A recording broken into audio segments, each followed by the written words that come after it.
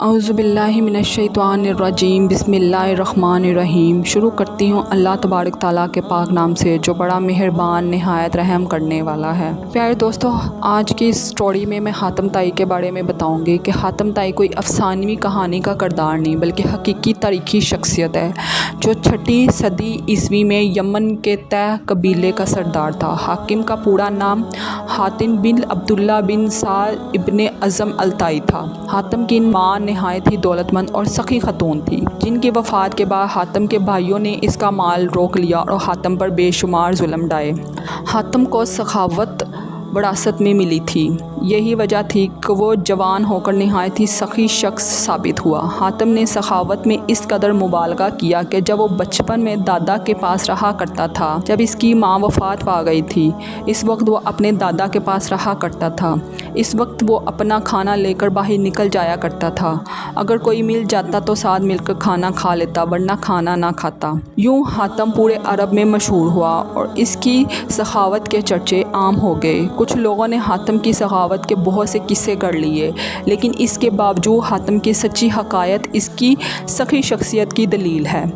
عرب میں جبل سمرہ کی چوٹی پر واقع ایک مقام تھا جہاں حاتم طائی رات کے وقت جلایا کرتا تھا کیونکہ وہاں گزرنے والوں کے لیے بہت مشکل ہوتی تھی تاکہ علاقے سے گزرنے والوں کو راستے کی رہنمائی حاصل ہو سکے۔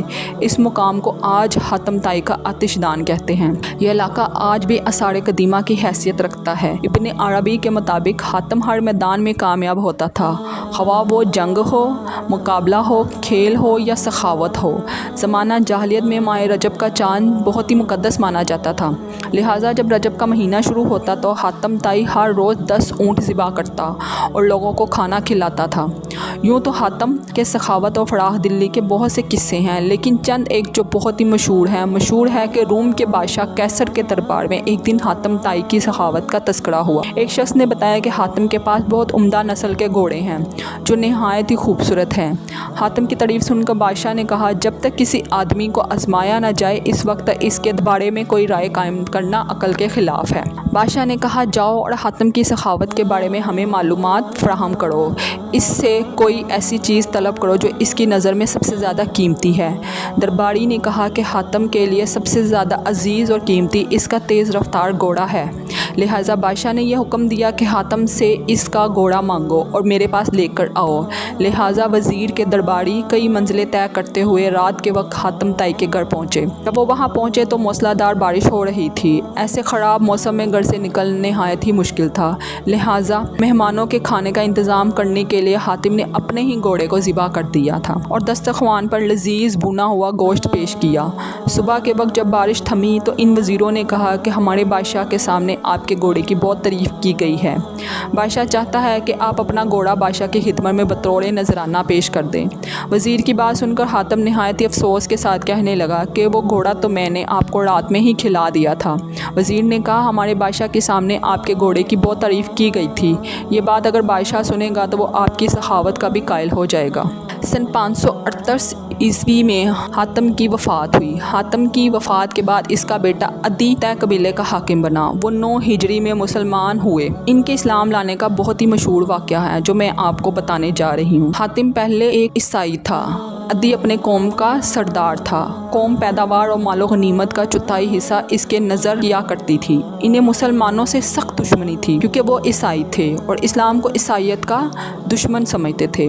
سردار ہونے کی وجہ سے نبی کریم صلی اللہ علیہ وسلم کا اقدار ان کی آنکھوں میں کھٹکتا تھا۔ یمن کے قبیلے طے نے اسلام کے خلاف بغاوت کی۔ حضرت علی ان دنوں یمن کے گورنر تھے۔ انہوں نے بغاوت کو ختم کیا اور بغاوت کے لیڈروں کو گرفتار کر کے مدینہ بھیج دیا۔ ان میں عدی اور عدی کی بہن صفانہ تھی، صفانہ بنت حاتم، وہ بھی نبی کریم صلی اللہ علیہ وسلم کے سامنے پیش کی گئی۔